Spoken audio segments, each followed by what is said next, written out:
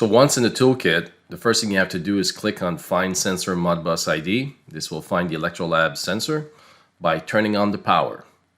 Wait a couple seconds and then hit the Find button. You can also limit the search range if you do not know what is the Modbus ID of the Electrolab. Here I'll type in 30 and hit Find. It's going to take a couple seconds to find and scan all the IDs, and if it does find one, it will show up under that box, Sensor Modbus ID. Now you're done, you know the Modbus ID of that Electrolab, and simply go down and type in the same slave ID for the Sentinel. You can also change it to something different, and this will be part of the next step.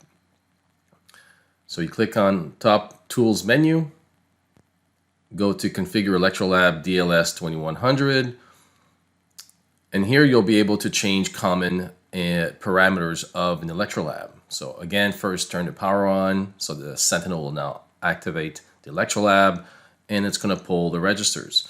Here you can see that the sensor Modbus ID is at 30, and the floats, and the top level offset, and so forth. So useful information that you can configure the Electrolab with without having to use any special tool. So once you're done, click on Apply Change, and then you can exit that screen.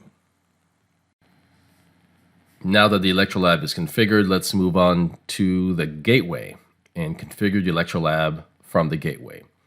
Here we can see the Electrolab is at slave ID 30. We're going to click Configure and Start Configuration.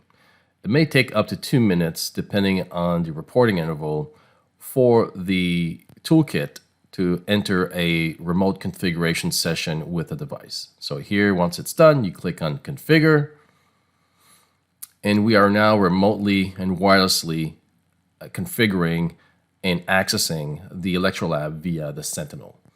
You can change the check-in interval, the slave ID, the no name. If you were to change the slave ID, just remember it's going to affect also the Electrolab address. So here you can go in this Electrolab configuration window, change all the same parameters that you were able to change previously using the USB 4-pin cable. And that is it.